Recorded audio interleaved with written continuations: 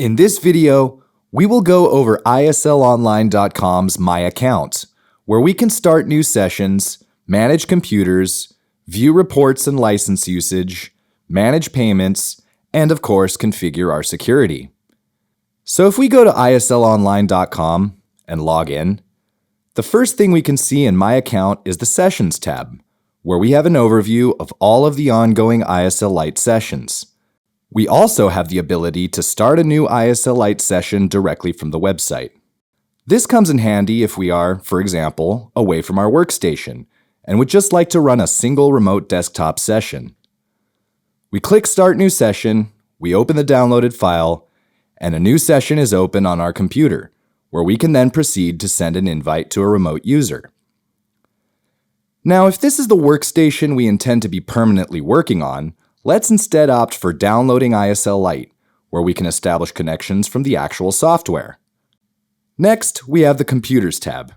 From here, we have an overview as well as the ability to configure and connect to all of the computers we either own ourselves or have been shared with us. We can also add a new computer directly from the console. In the list of computers, we can see the computer's name, status, whether or not we own the computer, as well as the computer's IP address.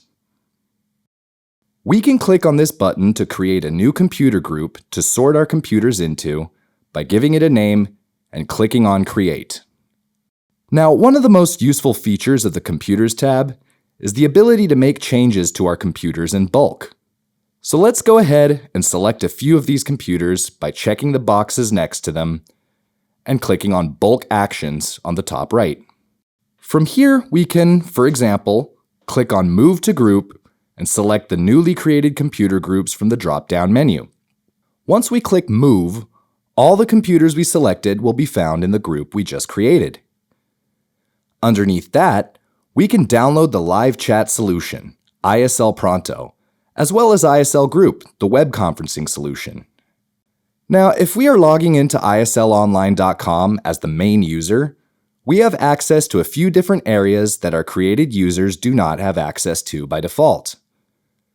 A good example of this is the Users tab, where we can define our ISL Online user domain, customize and delete users, as well as the Administration menu, where we have overview of all of the computer groups added within the ISL Online account.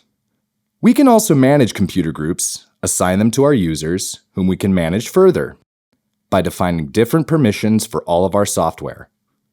Additionally, the Audit tab provides an overview of every single event happening within the ISLonline.com account. We'll be covering the Administration menu and Users tab in a separate video. In the meantime, let's look into license usage.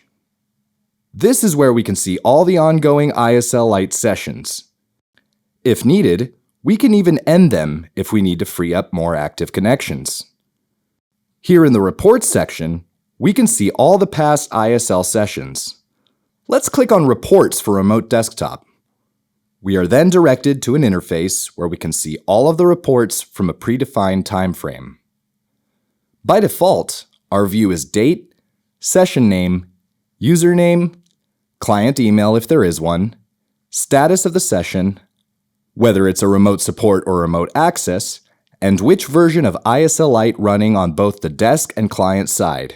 If we enabled end of session dialogues, we can also access notes that the operator or client have provided upon session end, as well as the ability to edit them.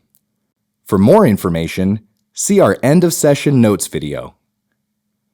So if we just close this window and go back, we have the ability to configure the server license if we're server license users. For an in-depth tutorial on how that's done, see Setup ICP. Onto My Profile, where we can view and edit our personal account information such as email, full name, and nickname. We can enable or disable account notifications and newsletters, export account data, download our data processing agreement, and delete our account.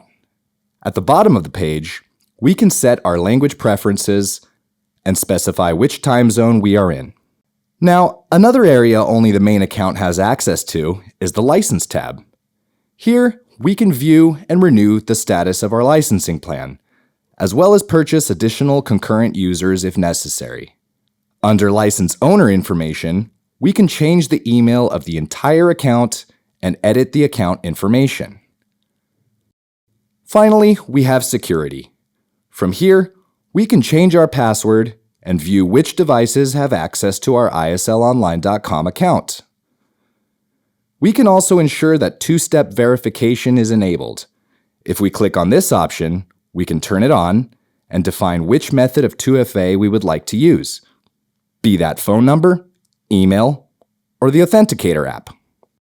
That was a brief overview of my account, but if you have any further questions, do visit the live chat on our website or contact us via support@islonline.com, and we will happily assist you further.